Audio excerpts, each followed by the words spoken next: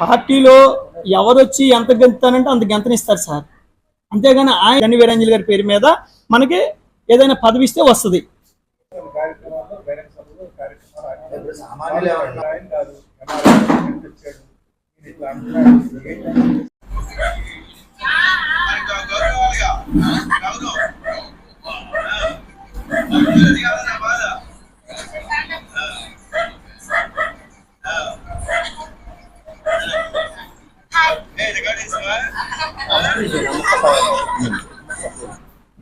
ఈరోజు ఈ సమావేశాన్ని ఏర్పాటు చేయడానికి గల ముఖ్య కారణం ఏంటంటే, గోరుముచ్చు గోపాల్ యాదవ్ గారు అని చెప్పేసి ఇంతకుముందు టీడీపీలో జాయిన్ అయ్యారు. ఆయన ఎన్ఆర్ఐగా చెప్పుకుంటారు. ఆయన ఎక్కడికి వెళ్ళినా సరే ప్రచారంలో తెలుగుదేశం పార్టీకి కొంత అమౌంట్ నేను ఇచ్చాను, వాళ్ళు ఆ అమౌంట్ తీసుకుని నాకు ఎంపీ టికెట్ ఇవ్వలేదు అని చెప్పేసి ఒక తప్పుడు ప్రచారాన్ని, ఒక సత్యానికి దూరంగా ఉన్నటువంటి అసత్యపు ప్రచారాన్ని ఆయన ప్రతి దగ్గర చెప్పుకుని ఆయన పబ్బం గడుపుకుంటున్నారు. వాస్తవానికి ఈ గోరుముచ్చు గోపాల్ అనే వ్యక్తి 6 నెలల క్రితం ఎవరికీ తెలియదు. నెంబర్ 1, ఈయన్ని ఫస్ట్ జనసేనలో ఉండేవాడు. ఇంతకుముందు అంటే ఏదో గెస్ట్ కింద వచ్చేవాడు, జనసేన పార్టీ అని చెప్పుకునేవాడు. ఆ తర్వాత ఈ ఎలక్షన్ ముందు పవన్ కళ్యాణ్ గారి దగ్గరికి వెళ్తే ఆయన చీకొట్టాడు, పార్టీలో యాక్టివ్ రోల్ అవ్వాల. ఆ జనసేనలో చీకొట్టిన తర్వాత వైసీపీలో జాయిన్ అవుతానని చెప్పేసి వైసీపీ ఎంపీ క్యాండిడేట్ అయినటువంటి ఎంపీగా ఉన్నటువంటి శ్రీధరబాబు గారి దగ్గరికి వెళ్ళారు. కోటగిరి శ్రీధరబాబు గారి దగ్గరికి వెళ్ళారు. శ్రీధరబాబు గారి దగ్గరికి వెళ్తే ఆయన మనదే ఉందని చెప్పేసి అక్కడ పార్టీ వ్యవహారాలు చూసుకున్నటువంటి ఒక ఆయన దగ్గరికి పంపించారు. ఆయన దగ్గరికి పంపిస్తే నేను ఒక కొంత డబ్బు బాగా సంపాదించున్నాను, నేను కొంత డబ్బు ఖర్చు పెట్టుకుంటాను, ఒక 20-30 కోట్లు ఖర్చు పెట్టుకుంటాను, నాకు వైసీపీలోకి వస్తాను అంటే ఆయన ఏమన్నాడంటే, ఆయన ముందే గ్రహించాడు ఈ ఏం వేసుకునే కోట్లు కాదు, ఏదో కుదంతా తీసుకొచ్చి ఊళ్ళో ఇల్లు కట్టేస్తే అయిపోదని చెప్పేసి ఆయన కూడా చీకొట్టాడు. ఆయన చీకొట్టిన తర్వాత తెలుగుదేశం పార్టీలోకి వచ్చాడు. తెలుగుదేశం పార్టీ వల్లే ఈయన గురించి ఈయన మాయ మాటలు చెప్పొచ్చాడు. నాకేదో నెలకు ఒక 5 కోట్లు వస్తున్నాయి, నేను అది ఇది మీ పార్టీకి ఇచ్చేస్తానని చెప్పేసి ఏవేవో మాయ మాటలు చెప్పుకుని తెలుగుదేశం పార్టీకి దగ్గర అయ్యి, తెలుగుదేశం పార్టీ ఈయన్ని నమ్మి ఈయన ఏదో పెద్ద పోటుగాడని చెప్పేసి ఈయన పెద్ద మనిషిని చేసింది.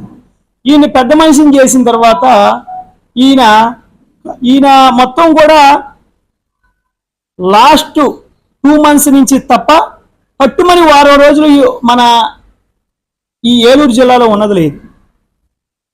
2 months నుంచి తప్ప ఎప్పుడైతే ఈయన తెలుగుదేశం పార్టీని మోసం చేశాడు, ఈయన తెలుగుదేశం పార్టీని నేను పార్టీ కోసం వర్క్ చేస్తానని చెప్పేసి పార్టీని మోసం చేశాడు. ఎక్కడా కూడా వర్క్ చేయలే.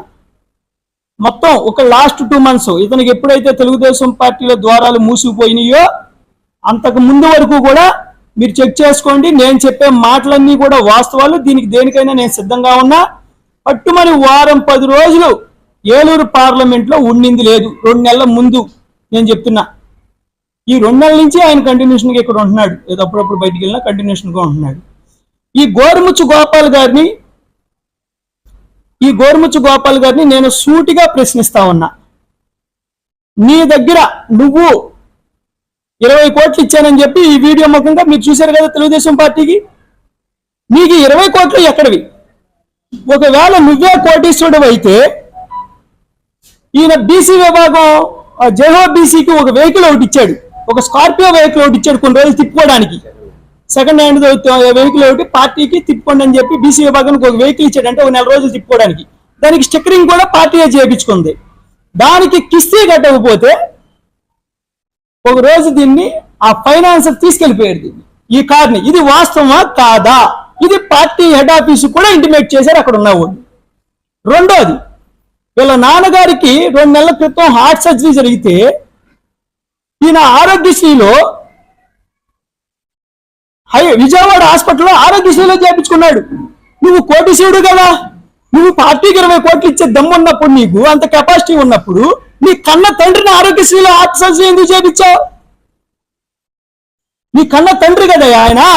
నువ్వు పార్టీకి 20 కోట్లు పెట్టావు అన్నావు కదా, నువ్వు ఎందుకు హార్ట్ సర్జరీ ఆరోగ్యశ్రీలో చేయించావు?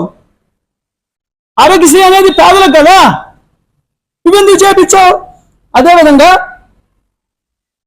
ఆయన పార్టీ చాలా ఇది మంచి వర్క్ చేస్తున్న సమయంలో, అంటే ఈ జనవరి నెలలో పార్టీ అప్పుడు మొత్తం అంతా గ్రౌండ్ వర్క్ చేసుకుంటుంది. గ్రౌండ్ వర్క్ చేసుకుంటున్న సమయంలో జనవరి నెలలో వారం రోజుల పాటు సింగపూర్ వెళ్ళిపోయి ఫోన్ స్విచ్ ఆఫ్ చేశాడు.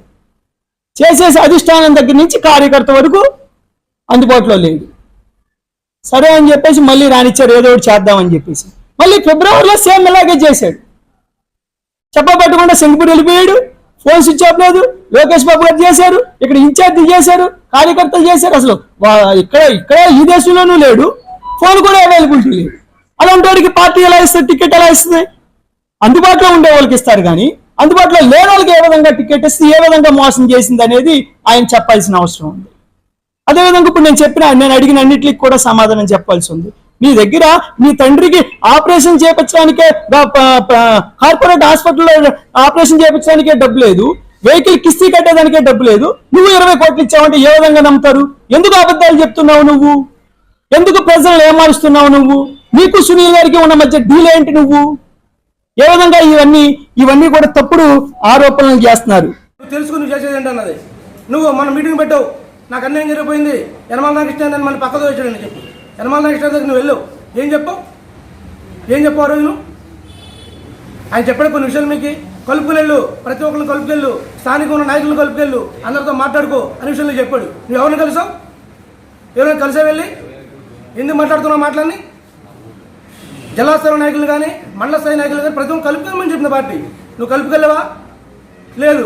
నువ్వు ఆల్రెడీ నా ఇంటికి వచ్చిన అపాయింట్మెంట్ కూడా ఖాళీ లేదు, నాకు నేను కలిసే ప్రయత్నం లేదు, నా కాళ్ళ లోకేష్ బాబు నాకు అన్న ఉన్నాడు అని ప్రకటనలు కలుపుకుండా అనేక మాయమాటలు చెప్తూ కింద సన్నసనక రైతులకి సన్నసనక యాదవ కులస్తులు అందరూ కూడా నువ్వు మాటలు చెప్పుకుంటా, నువ్వు మాయమాటలు చెప్పుకుంటా హైప్ చేసుకుంటూ వచ్చి ఈరోజు నాకు పార్టీ మోసం చేసినానని అని మాట్లాడుతున్నావా? నువ్వు ఎంపీ కలిసేది? నీకు ఆ స్థాయి ఉందా? ఎందుకు మోసం చేస్తావు జనాన్ని? ప్రతి ఒక్కరిని కూడా నువ్వు మోసం చేసుకుంటూ పుళ్ళు కుతంత్రాలు నువ్వు చేసుకుంటూ వ్యవహారం చేసుకుంటూ ఉన్నావు. ఎవరంటే గౌరవం ఉండదు, మాట్లాడితే మాట విలువ ఉండదు, నేనే పెద్ద పోటుకొని అంటావు. ఏం చేసావు నువ్వు ఇప్పుడు గ్రామానికి? నీ గ్రామంలో నువ్వు ఏం చేసావు?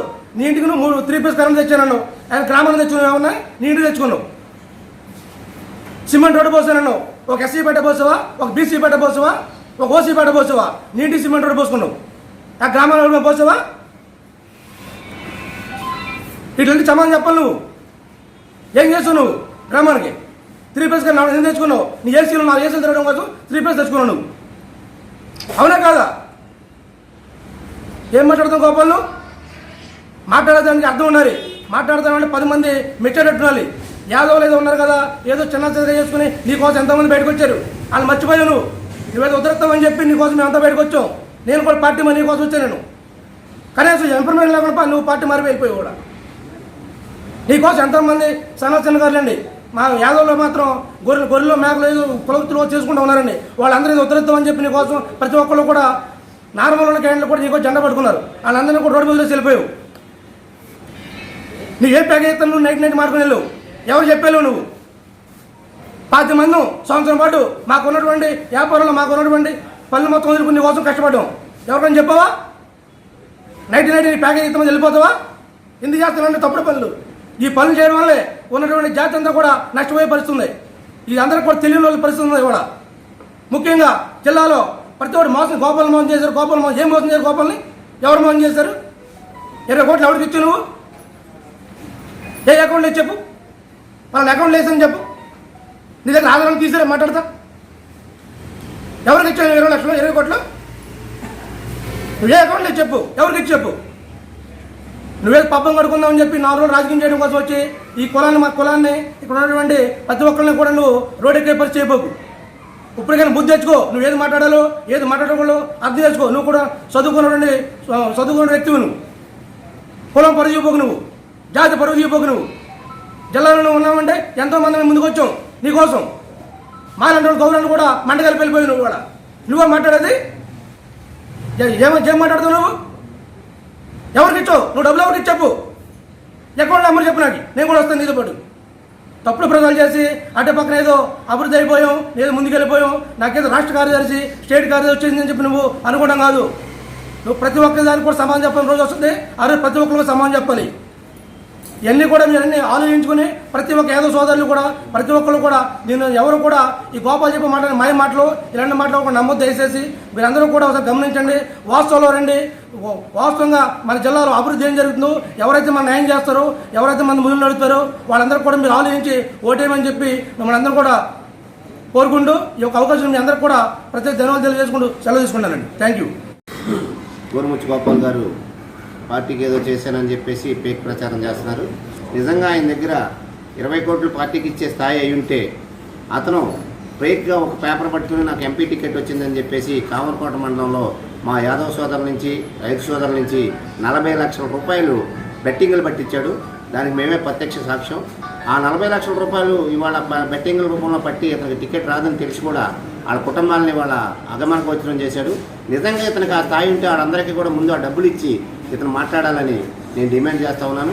ఇతను ఎంపీ కాదు కదా, కనీసం కంఠంలేని వారి గూడెంలో ఎమ్మెల్యే కాదు కదా, కనీసం ఎంపీటీసీకి కూడా పనికిరానటువంటి వ్యక్తి ఇతను అంత స్థాయి ఉంటే లోకేష్ బాబు యువగాళంలో అన్ని రోజులు నడిపించుకుంటే ఒక బాత్రూము యువగాళంలో లోకేష్ బాబు గారి బాత్రూమ్ డోర్ దగ్గర ఇతను పార్టీలో చేరారంటే ఇతను స్థాయి అంటే ఒకసారి అర్థం చేసుకోవాలి. యాదవ్ సోదరులు కానీ బీసీ సోదరులు కానీ తెలుగుదేశం అభిమానులు కానీ ఎవరో నమ్మొద్దు. ఇతను ఒక పేక్ ప్రచారం, ఇతను కారుమూరు సునీల్కి నాగేశ్వరరావుకి అమ్ముడుపోయి పేక్ ప్రచారం చేస్తున్నాడు. అతని మాటలు ఎవరో నమ్మొద్దు అని చెప్పేసి అతను ఏ విషయం చెప్పినా దానికి మేము ఛాలెంజ్ చేస్తున్నాం. ప్రతి దానికి మా దగ్గర ఆధారం ఉంది, అన్నింటికి కూడా మేము సిద్ధంగా ఉన్నామని చెప్పి తెలియజేసుకుంటున్నాం. అందరికీ నమస్కారం. Thank you.